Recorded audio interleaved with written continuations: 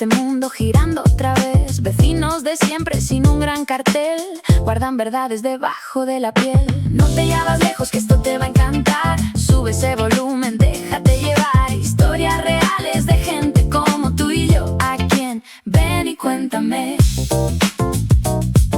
Sin una pantalla, sin un seguidor, hacen milagros con puro valor. Detrás de lo simple se esconde una luz, un alma increíble latiendo como tú.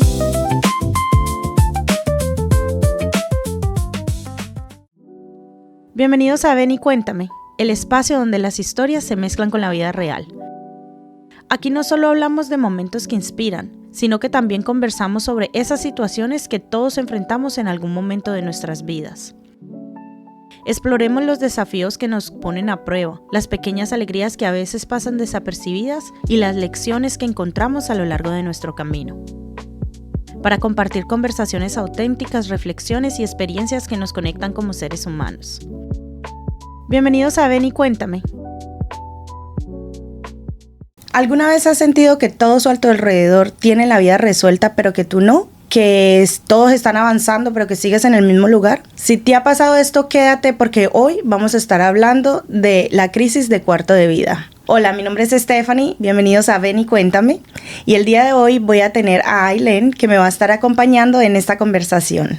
Hola, gracias Stephanie por tenerme en este espacio tan bonito y acogedor. Muchas gracias. Bueno, cuéntame Ailén, ¿qué en tu concepto qué tú piensas que es la crisis del cuarto de vida? En mi opinión, considero que la crisis del cuarto de vida es una etapa por la cual la mayoría de las personas pasamos entre los 20 y 35 años. Siento que es un tema del que no se habla mucho y no muchas personas saben, pero es ese cambio o esa sensación de dudas que uno tiene cuando empieza a entrar en la etapa de su vida de adulto. Como cuando te gradúas y sales de la escuela y entonces no sabes qué vas a hacer. Exacto, es la etapa que pasas de ser adolescente a ya tener una vida más madura y es cuando ocurren todas estas dudas de quién soy, hacia dónde voy, qué estoy haciendo con mi vida. Es la etapa de confusión, la etapa de aprendizaje, la etapa de muchas dudas en sí y ocurre entre este periodo de edad. Bueno, y para dar un poquito más de contexto como más explícito, la crisis del cuarto de vida es una etapa que suele aparecer entre los 20 y los 35 años. Muchas personas sienten confusión, incertidumbre o ansiedad sobre su futuro o su carrera, sus relaciones, su identidad o su propósito. Aunque puede ser una etapa difícil, también representa una oportunidad para conocerse mejor y construir una vida más alineada con sus propios valores. Entonces los japoneses tienen una filosofía con eso, que se llama la filosofía Ikigai, que es un concepto japonés que significa la razón de ser, o el motivo por el que te levantas cada mañana. Se encuentra en la intersección de 4 aspectos: lo que amas, lo que haces bien, lo que el mundo necesita y por lo que te pagan. Encontrar tu Ikigai ayuda a darle dirección y sentido a tu vida, especialmente durante momentos de incertidumbre. ¿Te gusta ese concepto? Sí, creo que es algo muy, si lo determinas por cada punto y cada aspecto de tu vida, es algo que hace mucho sentido.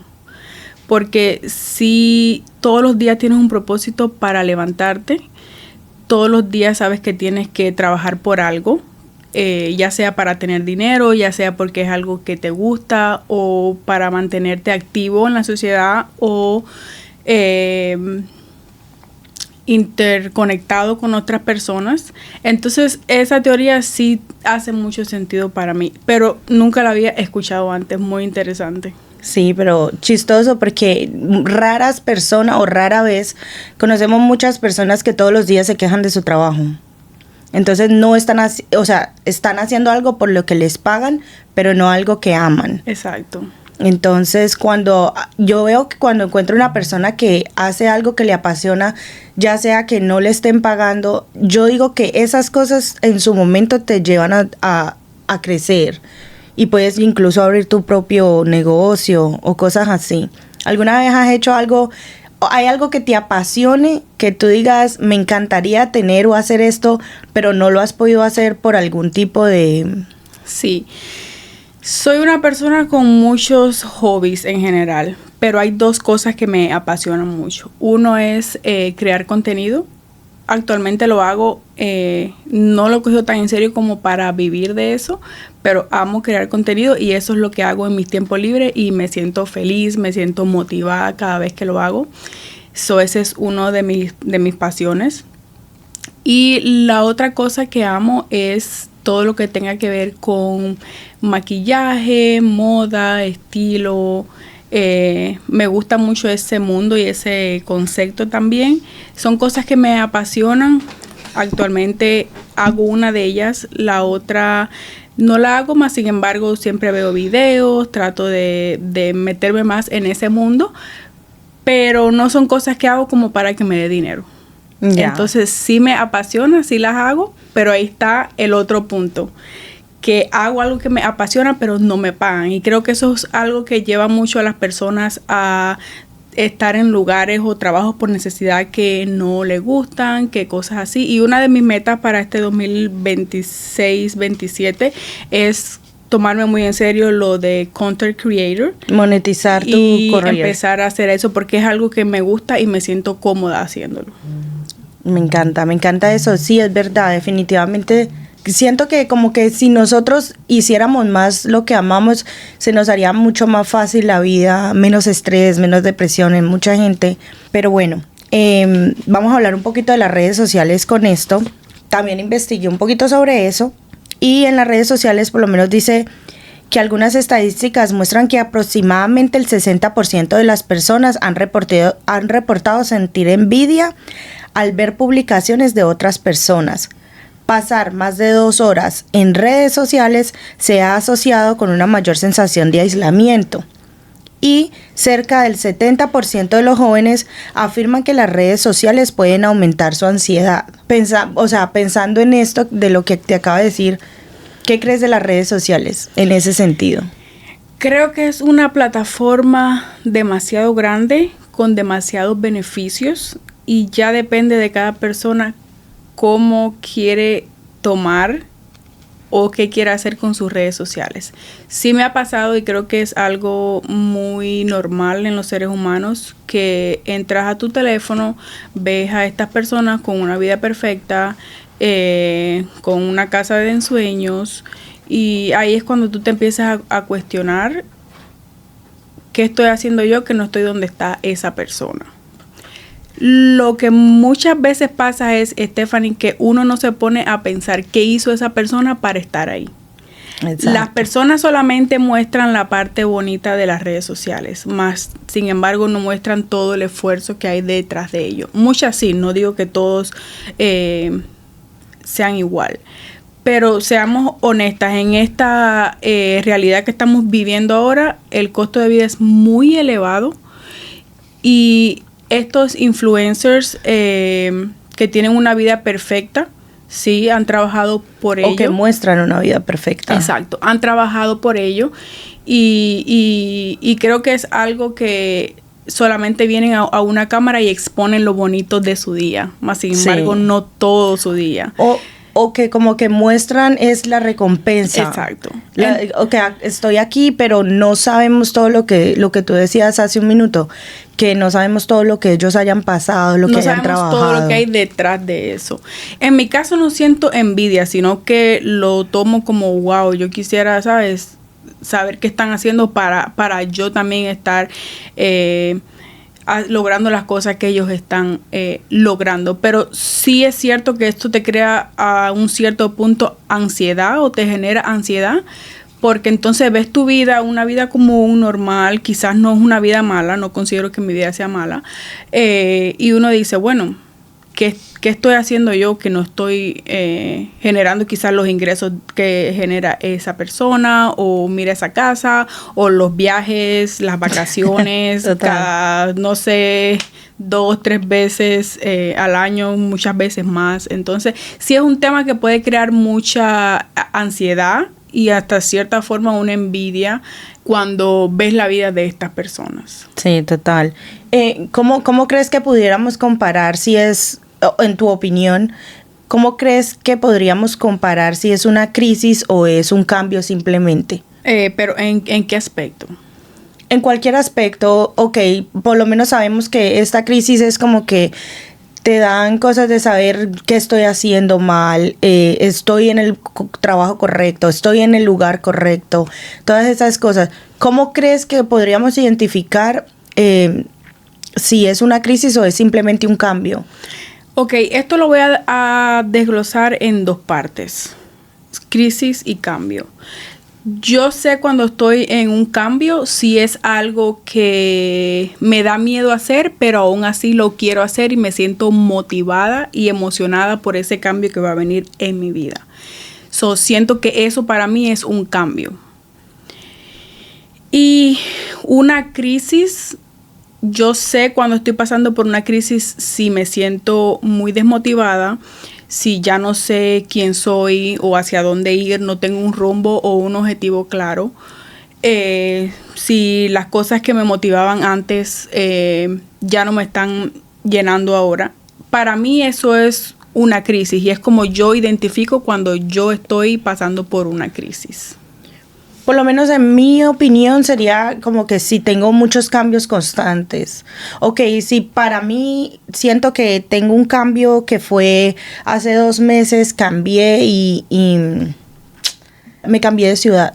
Estoy viviendo en Chicago. No porque sea el trabajo de que te obligue a cambiar de ciudad, sino porque tú personalmente lo haces. Para mí la estabilidad es algo súper importante. Entonces, saber de que estoy estable y de pronto en mi caso, tal vez en el caso de otras personas no sea igual, pero en mi caso sería, yo sé que soy una persona estable. Si me dan esas ganas de moverme mucho, yo digo que eso sería una crisis para mí. Entonces yo digo que si yo yo tengo muchas cosas que a mí me gusta hacer, yo soy multifacética.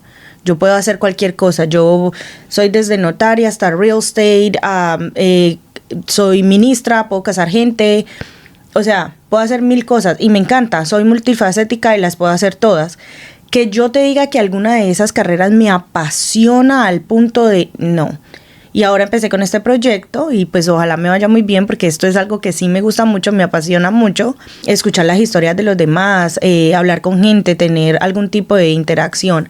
Pero siento como que en un ámbito en el que yo sé que soy muy fija, entonces siento que si tuviera ese tipo de cambios y si me vieras de ciudad en ciudad moviéndome a vivir, sería una cosa como que diría, no, estoy teniendo una crisis, hay algo que está pasando. Que realmente no considero que las crisis sean malas. Es una etapa que cada ser humano tiene que vivir para llegar al lugar donde quiere estar y para descubrirse uno mismo. Si miras en un plano, hasta de por sí tener una crisis es algo positivo, porque te ayuda a definir qué quieres en tu vida y qué no quieres. Entonces, sí, así es como tú definirías una crisis en tu vida y yo lo definiría de esa forma. Cosas que hago normalmente ya no me apasionan.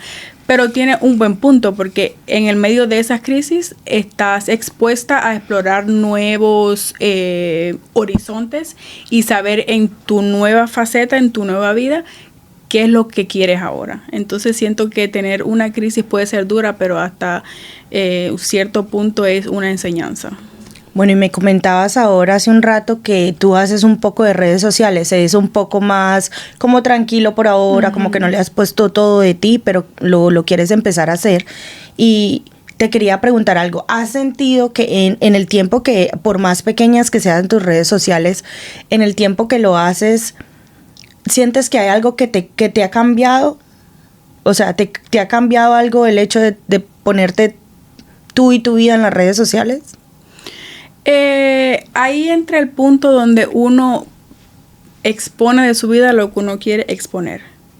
Yo hago videos quizás de máximo de 1 minuto y medio y en ese tiempo casi siempre expongo la vida mía como mamá, mis rutinas con mi bebé, limpiando mi casa, más como home style, ¿sabes? Es algo que sí me ha cambiado. ¿En qué sentido? Es un espacio que utilizo para crear. Es un espacio que utilizo para relajarme, aunque no lo creas, aunque tenga que editar, coger ángulos, son cosas que me distraen en mi día a día y que me gusta hacer. ¿Qué haces en este momento? ¿Qué estás haciendo? ¿Trabajas? Cuéntanos. No, actualmente tuve mi bebé hace 8 meses y no trabajo. Estoy en la casa cuidando a mi bebé y creando este tipo de contenidos de mamá, todo lo que conlleva a convertirse en mamá y demás y demás. Pero sí es algo que me gusta, sí es algo que me apasiona y sí es algo que sí en un futuro quisiera tomarme más en serio. No lo he hecho realmente porque, no sé, a veces uno es perezoso. Y por eso te digo que uno no puede sentir como envidia, sino tiene que coger a esas personas al nivel... Como ejemplo. Que ellas están como una motivación para ti. Porque ese trabajo de contenido te puede ayudar mucho o no. Porque estás desde la comodidad de tu casa, a veces dices, grabo mañana, hoy no. Y no, porque si tú de verdad quieres coger eso en serio, tiene que ser un trabajo con horarios. Y es lo que me pasa a mí, no he hecho eso. Entonces, en ese aspecto sí he sido muy desorganizada. Pero me imagino que también igual debe ser difícil con el hecho de tener el bebé en la casa y tener que hacer todas esas cosas. Obviamente tu bebé es tu prop número 1, porque obviamente es el bebé y haces todos tus videos con el bebé. Pero sí me imagino que debe ser igual difícil tratar de que todo cuadre. Exacto. Otra cosa que me ha servido mucho, antes quería hacer videos extremadamente perfectos, con la casa limpia, con el ángulo perfecto, quizás la iluminación perfecta, cosas así, y me he dado cuenta que no siempre funciona. A veces el contenido de mamá conecta con otras mamás que quizás su vida no se ve tan organizada, y seamos honestas, quizás yo subo un video en mi casa que está organizada, pero eso es el 20% del día. El otro 80% la casa está o sucia o desorganizada o con juguetes por donde quiera y cosas así. Entonces eso es algo que tengo que empezar a incorporar más en mis videos, porque si no lo haces cuando la casa está como realmente está la mayor parte del tiempo, se te hace muy complicado. Porque imagínate que yo me pongo a organizar toda la casa y después hago un video con la casa perfecta. Sí, tomaría mucho tiempo. Entonces me he dado cuenta que eso es una forma quizás de conectar también con otras mamás que viven esta misma realidad, que no tienen tiempo, que la casa no siempre se ve bien, que se te ajunta todo, se te acumula todo. Y siento que es un buen punto, porque muchas veces ves estas casas llenas de bebés y aún así se ven impecables. Eso la mayoría del tiempo no pasa. Eso es una mentira. O sea que en este momento piensas que tu Ikigai es eso, las redes sociales, hacer los videos para conectar con otras madres en todo el mundo. Exacto. Sería como el trabajo perfecto, que se monetizara y que tú estuvieras ahí. Sí, porque de verdad es algo que me apasiona hacerlo. ¿Cómo crees que esta crisis pudo haberte afectado o beneficiado el hecho de que tuviste un bebé hace 8 meses? Fíjate que sí es un punto un poco difícil, porque obviamente con la llegada del bebé tu vida cambia demasiado en todos los aspectos posibles. No tienes el mismo tiempo, quizás no tienes el mismo tiempo para ti, para hacer tus hobbies como tú hacías antes. Pero algo que tuve claro desde antes y después que mi bebé nació es que esos primeros meses iban a ser muy difíciles y que me iba a enfocar en una sola cosa, el bienestar de mi bebé. Y de ahí iba a seguir con mis rutinas una vez me fuera sintiendo mejor cada vez. Porque pues después de tú tener a tu bebé, y es algo que le pasa a todas las mujeres, tus hormonas se vuelven locas significativamente. Y créeme que no tienes las ganas ni la motivación para hacer las cosas que tú normalmente hacías en tu rutina antes de tu bebé. Es mucho estrés, mucha falta de sueño. Sí, los cambios constantes. Exacto. A eso súmale que tus hormonas estaban aquí y de un momento a otro están aquí. Eso es un cambio muy fuerte. Pero poco a poco he ido sabiendo incorporar mi bebé a mis rutinas e incorporarme yo a las rutinas de mi bebé.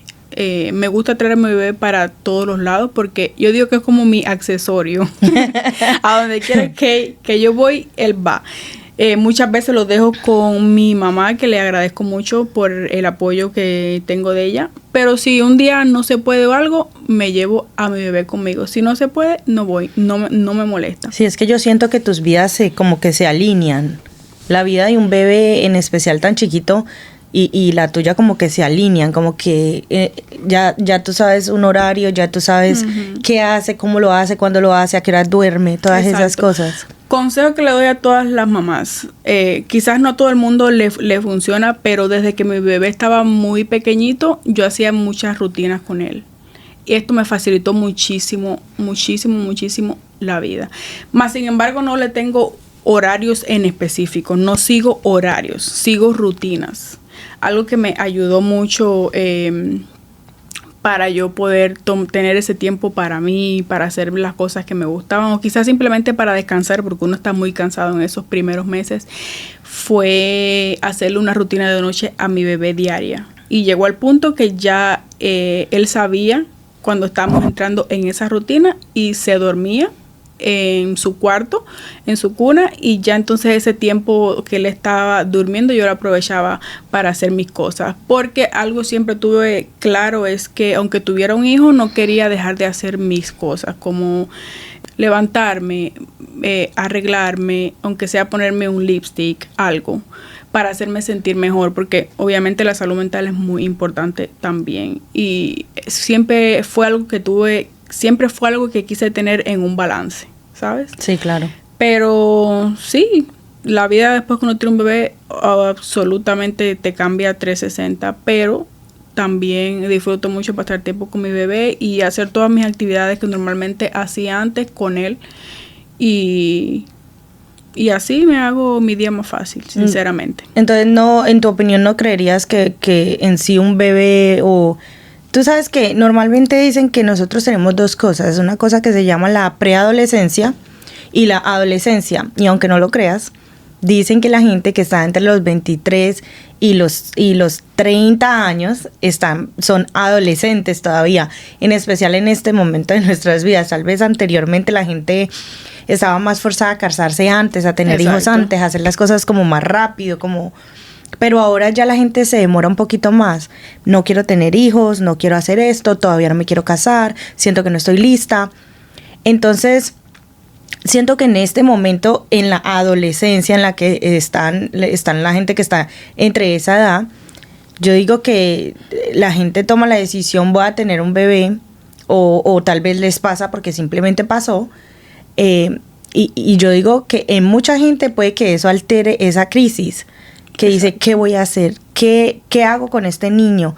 ¿Qué puedo hacer para tal y tal cosa? Hay mucha gente que toma la decisión de adopciones y otras decisiones.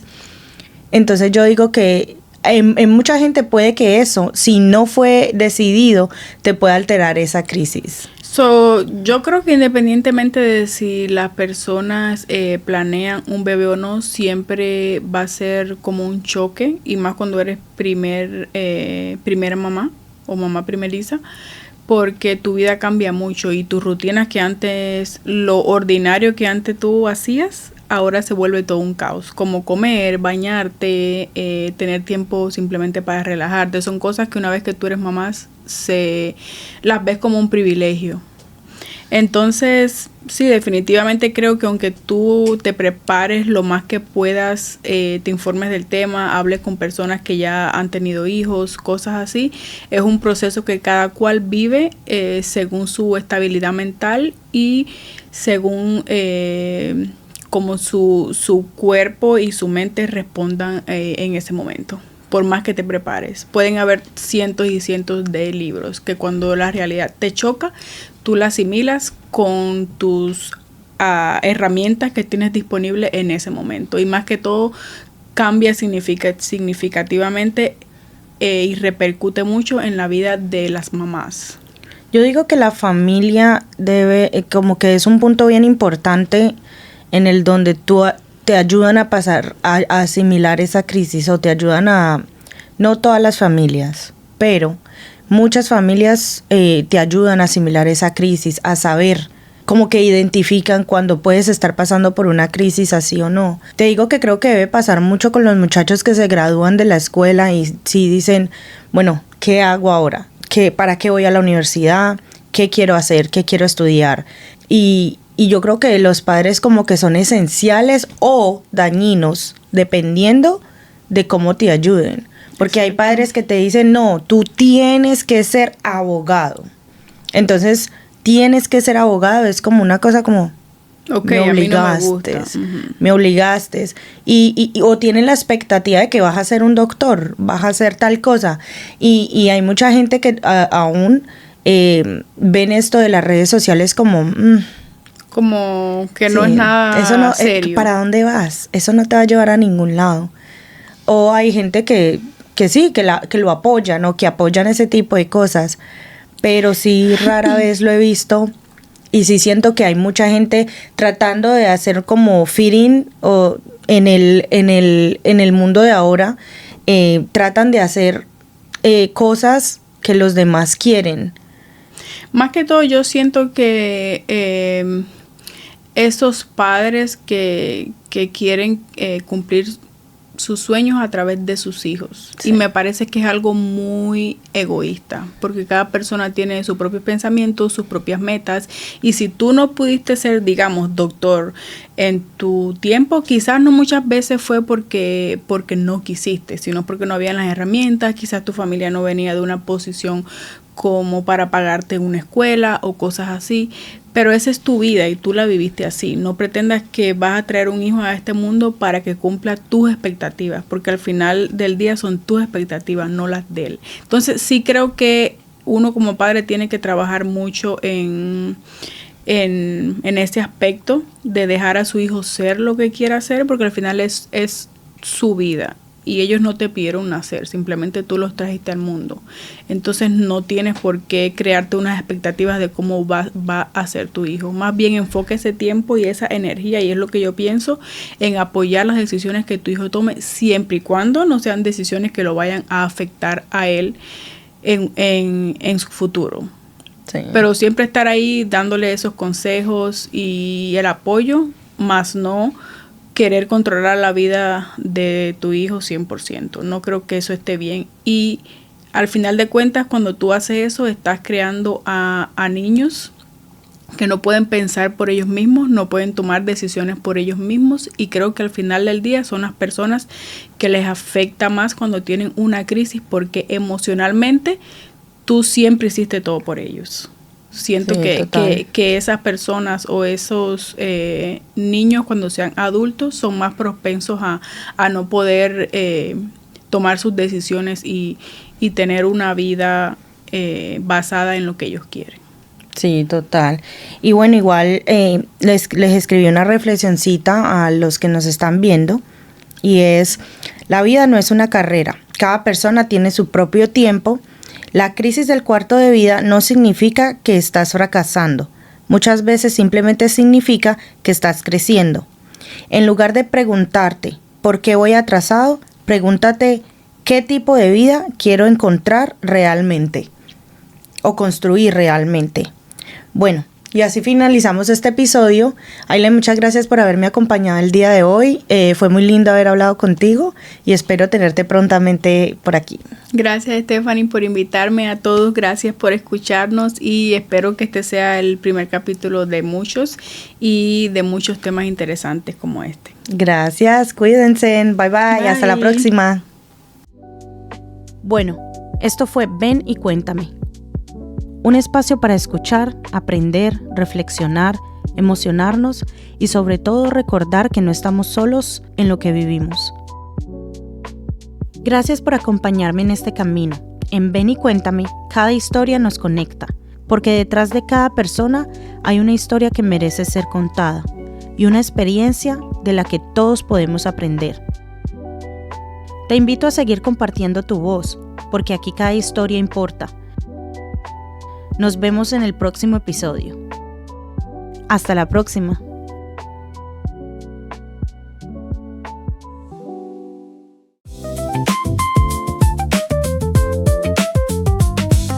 Saca un momento, sirve un café. Aquí las palabras te quitan la sed. Deja que el ruido se apague por hoy. Siente la fuerza del viaje a donde voy. No te llevas lejos, que esto te va a encantar. Sube ese volumen.